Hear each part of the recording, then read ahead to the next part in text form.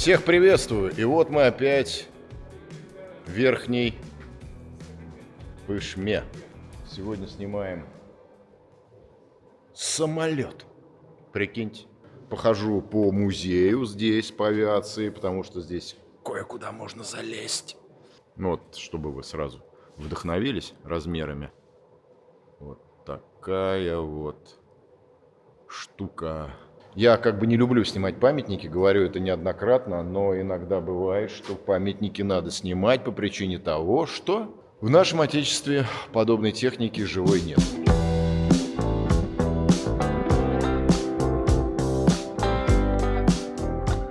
Вот, новенькое пополнение.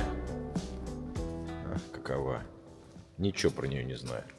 Жиги же радует. 21107. 21106 в пакетиках, спрятанные, еще не выставленные. Ну, не эксклюзив, конечно, но все равно. Вот это фары. Ну, здесь попроще. Не знаю, видите, не видите, но тут все по-взрослому сделано. Вот это рулевая колонка. В общем, спортивных автомобилей здесь прибавилось не по-детски. Прекрасно. Доберутся мои шаловливые ручки до них. Там лянча, потом какое-то ведро баварское, потом какая-то оппозитная шляпа. Я просто не сильно вдохновляюсь этими машинами. Признаю за ними крутость, но не люблю.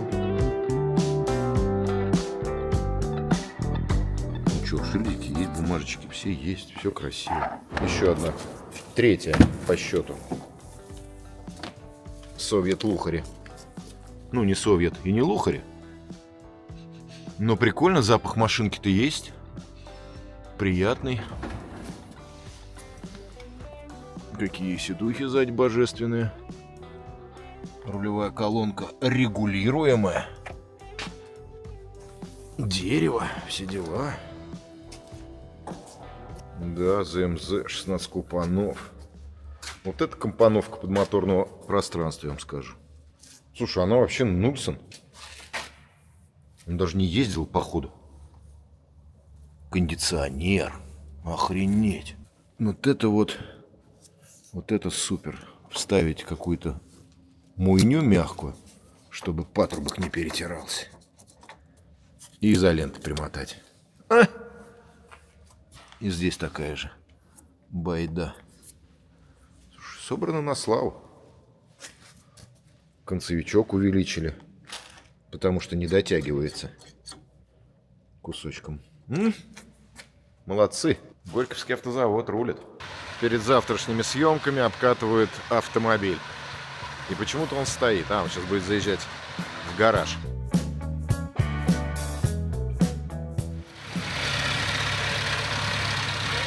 А сейчас мы полезем вот на это. Вот на это. Так, ненавязчиво мы попадаем в неэпический кузов. О, да. Здесь можно шашлычку открывать на самом деле. Я боюсь ошибиться, но это, по-моему, самый большой БелАЗ. Хотя, мне кажется, есть еще больше. Размер колесиков оцените. Гудьер. Привод у него, между прочим, электрический на колеса. Ну, это и логично. Делать такую машинерию, чтобы все это крутилось. Как его сюда везли? На самом деле по частям. Разбирали и завозили. Здесь на месте опять собирали. Мы залезаем в машинное отделение. Здесь, увы, ничего не осталось. Что вполне логично. Опять же, все это тащить не имеет никакого смысла. Но вот здесь находилось машинное отделение. Сверху кабина с водителем. Отсюда вся мощь и уходит. Вентиляционные патрубки остались. Охлаждать всю историю, которая здесь была. Везде. Я не знаю, дверями их назвать-то не получается. Я бы назвал, что это какие-нибудь двери в трюме. Потому что и машиной это назвать нельзя. Это карьерный корабль.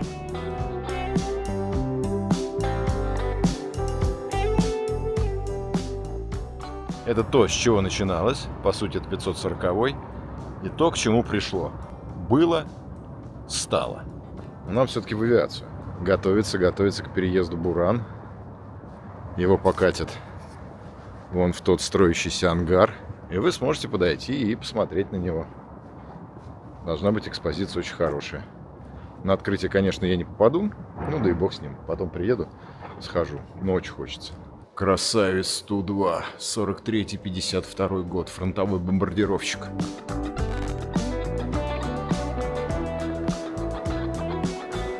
Ну, я, конечно, в него не полезу.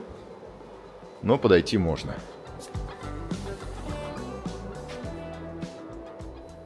А это дальний бомбардировщик Ауэр Ланкастер.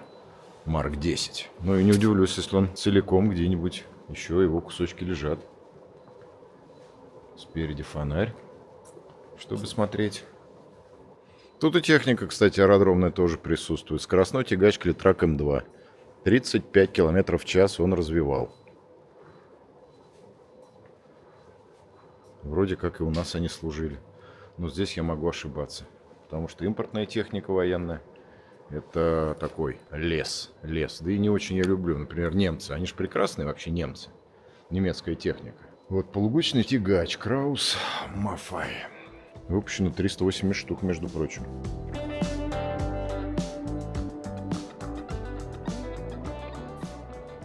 И он тоже на ходу. Вот еще полугусеничный тягач. 3 тонны. И при этом, смотрите, достаточно просторно. 3 педальки. Сзади грузовое отделение. Тоненький руль, 4-спицевый. Коробочка на 4 передачи. Приборов минимум. Десантное отделение. Подставки под карабины. Получается 1, 2, 3, 4, 5. По 5 человек. И здесь, ну, наверное, по 2. Сзади тент накрывает всю эту кибитку. Фанера. И весело и грустно на фронт. Кстати, история про то, что немцы проиграли техническую войну. Они реально ее проиграли по причине того, что, например, у 2 соседних подразделений могла быть совершенно разная техника. И теперь представьте, если она выходит из строя, ты не можешь поехать в соседнее отделение и каких-то запчастей взять, чтобы починить. То есть разнообразие немецкой техники было таково, что иногда просто не получалось ремонтировать ни танки, ни самоходки, ни просто легковые автомобили. А у нас была унификация, поэтому немцы очень любили пользоваться полуторками, ЗИСами и вообще все, что попадало под руку, потому что в любом овраге, разбитой техники было много. Бомбардировщик Дуглас. 43-44 год. Выпущено 412 штук. Ну, так написано на информационной табличке. Здесь еще заправщик на базе Студера. Причем, опять же, обратите внимание, что все сделано очень четенько. Экспозиция прекрасна тем, что ты можешь подойти, понять, как это все делалось. И смотрите, заправка идет в крылья. И ни для кого не секрет, что топливные баки у подавляющего большинства самолетов находились именно в крыльях. Рациональное расположение. Истребитель ЛАК. ЛАК — это аббревиатура от фамилий создателей самолета. Лавочкин, Горбунов и Гудков. С 41 по 44 год. Снизу, под крыльями, висели реактивные снаряды, 6 штук. Также несколько пулеметов. То есть такая серьезная злая машина. И опять же, пожалуйста, поднимаемся и смотрим место пилота. Кстати, вопрос на засыпку. Почему на креслах пилотов отсутствует подушка под попу? Ответ прост. Потому что пилоты сидят на парашютах. А теперь мы идем смотреть на самолет Дуглас. Вот именно здесь можно понять, каков размах крыла, какая плоскость.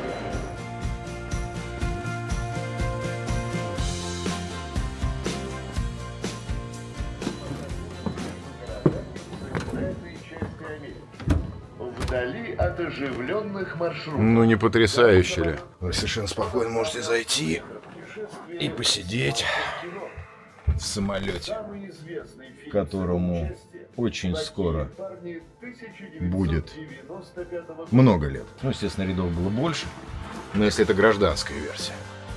А теперь кабина.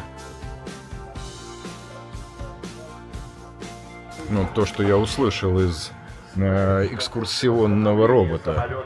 Самолет летал до 2004 года. Всего лишь каких-то дурацких 20 лет назад он еще летал.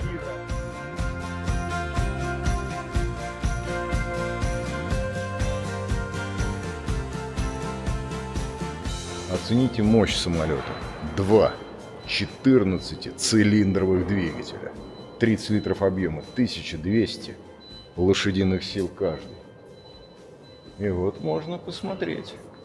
Специально сняли обшивку, чтобы увидеть этот круг, моторный круг. Маслица капает. Кстати, из-за авиационных двигателей маслица капает всегда. Для того, чтобы перед запуском прокручивать мотор самолета. Не для того, чтобы его просто провернуть, а для того, чтобы его продуть. Потому что в камерах сгорания скапливается масло. И перед запуском нужно прокрутить, выдуть его, и потом уже он начинает лететь. Но если вы думаете, это все, я вас расстрою.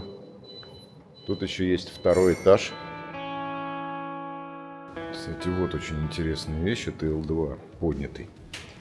Здесь снизу лежат фрагменты бронелистов, бронекапсулы. Потому что пилот был закрыт именно броней. Поэтому штурмовик Ил-2 называли летающим танком. Ну, сложно было его нагнуть. Это двигатель от него. И еще один зал. Здесь самолеты поменьше. Ну, как самолеты могут быть поменьше? И перед вами еще один штурмовик Ил-2 во всей своей красе. А я в детстве любил вот такие самолетики. Ил-16, По-2, 153, маленькие задорные ястребки. Помните, были модельки такие советские, склеивал их. Я очень любил им играть. Мне казалось, что именно ястребки самые мощные. Но, правда, жизнь оказалась немножко другая. Они слишком были картонные. Кукурузник начала, По-2. Маломощный тихоходный самолет. И очень часто на них летали женщины. Тут настолько все хорошо видно, что никуда залезать и пользоваться служебным положением и тем, что в понедельник выходной, собственно, и не надо. Но к одному самолету хочется подобраться. Авро 504. Такие самолеты участвовали в Первой мировой войне. То есть сначала их сделали как учебные самолеты, а потом они стали и бомбардировщиками, и истребителями. Тросовая система управления рулей, хвоста. Вот видите, тросики идут и поднимают лопасти. И уходят под обшивку.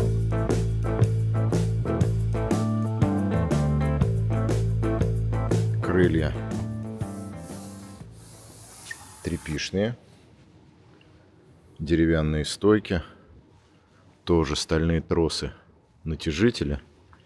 Дублированные, я не знаю, как это назвать. Рули пусть будут. То есть реально самолет тканевый. А это кожа. А это ткань крашеная. То есть это реально палки и тряпки. И все. И он летит. Ступеньки, чтобы забираться в кабину. Ну, потому что если ты нажмешь на него, мне кажется, он просто сломается. Вообще здорово. Это, я так понимаю, борт можно расшнуровать. Я не знаю, какой смысл в этом. Но если можно, наверное, значит, зачем-то надо. Тоже все на растяжках, колесики на спицах и лыжи посередине. Мне кажется, может быть, я ошибаюсь, авиаторы, поправьте. Но эта лыжа сделана для того, чтобы, наверное, самолет, когда плюхается на, скажем, на траву, чтобы не зарылся носом и не перевернулся. Мне кажется, это направляющая лыжа в первую очередь. Двигатель 9-цилиндровый, звезднообразный, 15 литров объема, 110 лошадиных сил, максимальная скорость самолета 145 км в час. Из самолета, на котором летали интервенты английские, его захватили и сделали из него Ту-1. Вот здесь стоит Ту-2. Тканевые крылья. Очень похожая конструкция. Это я сегодня пользуюсь, опять же, служебным положением, и в выходной день в понедельник брожу Ту-1. Но что обидно, непосредственно в авиации и в другой павильон, в который чуть пойду позже, не так много людей. Зря. История авиации интересна. С такими экспонатами, ну, простите, это, мягко говоря, интересно. Это познавательно. И реально, никуда не надо пробираться. Все перед тобой, все, иди смотри. Руку протяни. Руку не надо протягивать, руку ничего нельзя. Но наслаждаться. То есть нету каких-то секретных комнаток. И мест в комнатке есть. Но можно увидеть все. И вспоминая, например, экспозицию того же музея вооруженных сил, который в Москве, но он уже теряет актуальность. Здесь вы видите, как все прекрасно. Черт побери. Ну, на всякий случай попрощаюсь. Может быть, это конец первой серии.